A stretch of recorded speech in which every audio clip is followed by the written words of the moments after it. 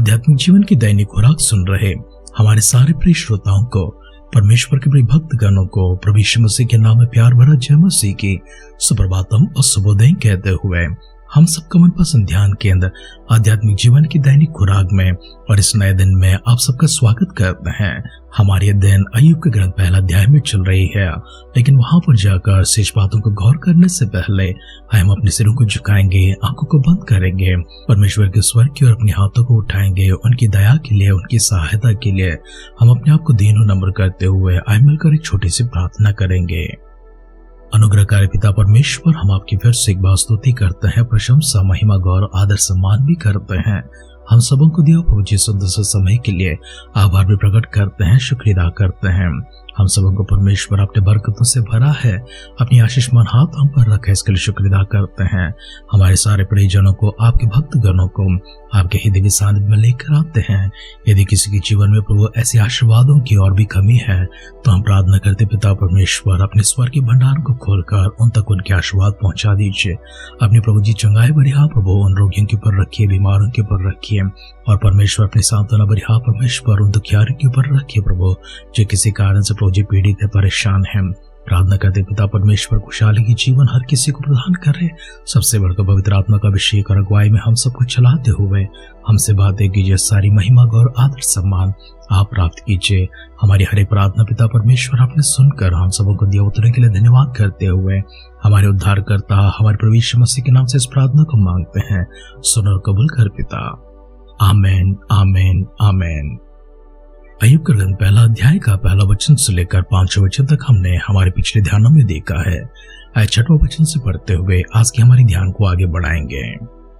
एक दिन यहोवा परमेश्वर के पुत्र उसके सामने उपस्थित हुए और उनके बीच शैतान भी आया। यहोवा ने शैतान से पूछा, तो कहां से आता है? शैतान ने यहोवा को उत्तर दिया कि पृथ्वी पर इधर उधर घूमते फिरते और डोलते डालते आया हूं। यहोवा ने शैतान से पूछा, क्या तूने मेरे दास अय्यूब पर ध्यान दिया है?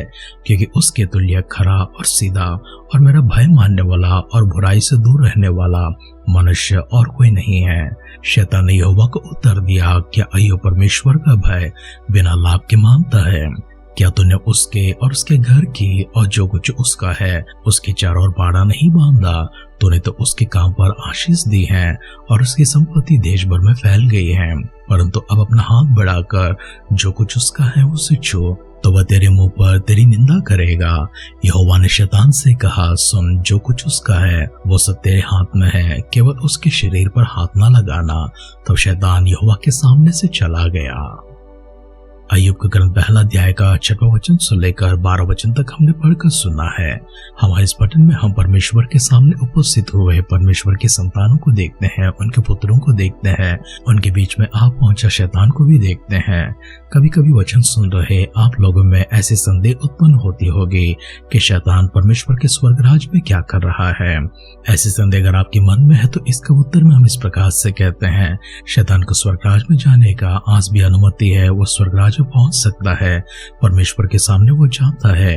परमेश्वर के सामने पहुंचने का, जाने का उसका समय तभी समाप्त होता है जब हम प्रकाशित वाक्य में जाकर शैतान को 1000 वर्ष के लिए उस खाई में डालकर उसे बंद किया जाता है। उसके बाद उसे फिर छोड़ दिया जाता है। थोड़े समय के बाद उसे हमेशा के लिए फिर से एक बार उसे उस जलती हुई खाई में डाला जाता है जहां से वो बाहर नहीं निकल सकता। तब तक शैतान को स्वर्गराज में जाकर परमेश्वर के सामने उपस्थित होने का उसको अनुमति है। दूसरी कारण आज हम देखते हैं, शैतान को आज भी परमेश्वर को लेखा देना पड़ता है। शैतान बिना लेखा का, शैतान बिना जिम्मेदारी का परमेश्वर के अधीनता से पूर्ण बाहर नहीं है। उसे परमेश्वर के अधीन ही रहना पड़ेगा। जो काम करने के लिए वो धरती पर गया है उस काम को उसने किया कि नहीं, कैसा किया है, क्या कमी रह गई है, उन सबों को परमेश्वर के सामने जाकर लेखा देना पड़ता है। इसलिए परमेश्वर ने उससे पूछा, तो कहां से आता है? इसका अर्थ यह नहीं है कि परमेश्वर को उसकी खैर खबर की समाचार नहीं है, वो कहाँ रहता है इसकी कोई ज्ञान नहीं है। परमेश्वर भली भांति सब जानते हैं, लेकिन शैतान से पूछते हैं, तेरा लेखा क्या है? तूने क्या क्या काम किए हैं और क्या रह गए हैं, इसका लेखा मुझे दे। इसका उद्देश्य यही था। इसके उत्तर में शैतान ने यहोवा से कहा कि पृथ्वी पर इधर उधर घूमते फिरते और ढोलते डालते आया हूँ। यहोवा ने तो शैतान से पूछा, क्या तूने मेरे दास अय्यूब पर ध्यान दिया है? इसका अर्थ क्या है? क्या तो अय्यूब के पास गया है कि नहीं गया है? शैतान ने कहा, मैं भली भांति उसे ध्यान दिया हूँ और मैं उसके पास जाकर भी आया हूँ, लेकिन मैं उसे कुछ नहीं कर सकता क्योंकि उसके ऊपर तेरा हाथ है। परमेश्वर इससे पहले क्या कहते हैं? अय्यूब के तुल्य खरा, सीधा और मेरा भय मानने वाला और बुराई से दूर रहने वाला मनुष्य और कोई नहीं है। शैतान कहता है, क्या अय्यूब परमेश्वर को भाई बिना लाभ का मानता है? क्या तूने उसकी और उसके घर की और जो कुछ उसका है उसके चारों बाड़ा नहीं बांधा? तूने तो उसके काम पर आशीष दिया है और उसकी संपत्ति देश भर में फैल गई है, परंतु अब अपना हाथ बढ़ाकर जो कुछ उसका है उसे छू तो वह तेरे मुंह पर तेरी निंदा करेगा। इसका अर्थ यह है, मैं भली भांति अय्यूब के घर पर गया था, उसकी संपत्ति को देखा, मैंने उससे देखा, उसका घर परिवार को देखा, उसके संतानों को देखा, उससे भी मैंने अच्छी तरह से देखा है। मैंने ये कारण जान लिया है कि क्योंकि तेरी हाथ उसके ऊपर है, तूने उसके चारों बाड़ा बांध रखा है। इसी कारण से अय्यूब सीधाई के राह पर चल रहा है, खराई के साथ चल रहा है, बुराई को त्याग कर उससे दूर है। अगर तू इन सब को दूर कर देता है, अपना हाथ बढ़ाकर जो कुछ भी उसका है उसे अगर छू लेता है, वो तेरे मुंह पर तेरी निंदा करके चला जाएगा। तब परमेश्वर ने शैतान से कहा, देख जो कुछ अय्यूब का है वो सब मैं तेरे हाथ कर देता हूँ, केवल उसके शरीर पर हाथ न चलाना। तब शैतान यहोवा के सामने से चला गया। वचन सुन रहे प्रियजनों, इस अध्याय में हम लोग इस बात को देखते हैं, परमेश्वर अगर भरोसा रखकर परमेश्वर विश्वास के साथ में हमारे ऊपर आंखें मूंदे किसी से हमारे विषय में चुनौती करना चाहें तो ऐसी भाग्यवान एक जीवन हम सबको जीना चाहिए। ऐसी गवाही हम सबकी होनी चाहिए, ऐसी चाल चलन और चरित्र हमारी होनी चाहिए। परमेश्वर ने जैसे अय्यूब के विषय में कहा था वैसे हमारे विषय में परमेश्वर कहने योग्य हम एक जीवन को जीना चाहिए।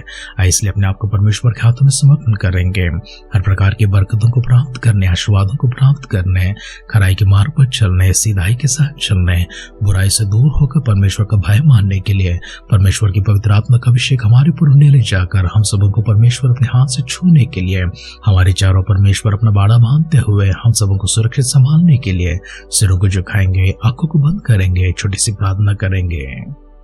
पिता परमेश्वर, हम फिर से एक बार शुक्र अदा करते हैं, स्तुति करते हैं, प्रशंसा करते हैं, आपकी महिमा और गौरव करते हैं।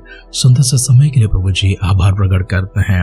आपके दिव्य नाम की महिमा प्रभु जी हमारे मुंह से हमेशा होती रहे, हमारे जीवन से होती रहे। कमी घटी में परमेश्वर हम आपकी स्तुति करने वाले बने, आपके प्रति जीवित गवाह ठहर सके। अय्यूब के समान परमेश्वर हमारे जीवनों को आशीर्वादित कीजिए। सारी महिमा गौरव आदर सम्मान आप प्राप्त कीजिए। प्रभु यीशु मसीह के बादलों की आगमन हमारे मिलने से पहले संभव होगी। इस परलोक में हम सबको शामिल करने के लिए दुआ करते हैं। अगर ऐसा न तो फिर से एक बार हम मिलकर आपकी स्तुति आराधना करने के लिए सजों की गिनती में संभाले रखिए। दुआओं को सुनकर देवताओं के लिए एक और बार आभार प्रकट करते हुए हमारे उद्धारकर्ता हमारे प्रभु यीशु मसीह के नाम से इस प्रार्थना को मांगते हैं। सुन और कबूल कर पिता। आमेन, आमेन, आमेन। धन्यताओं से भरा हुआ एक आशीर्वादित जीवन परमेश्वर सदा सर्वदा आपको प्रदान करते रहें। सर्वशक्तिमान परमेश्वर के दिव्य आश्रय में आप हमेशा चलते रहे, बुराई से दूर होकर खराई के मार्ग पे सीधे खड़े हो सके, जिसके माध्यम से परमेश्वर के गवाह आप इस संसार में और सभी के सामने ठहर सके। स्वर्गीय बरकतों को प्राप्त करते रहिए, प्रभु के राह पर चलते रहिए, स्वर्ग तक पहुंचते रहिए। हमारी सुदूर कामना के साथ आज के ध्यान पर समाप्त करते हैं। आप सुनते रहिए, सुनाते रहिए आध्यात्मिक जीवन की दैनिक खुराक।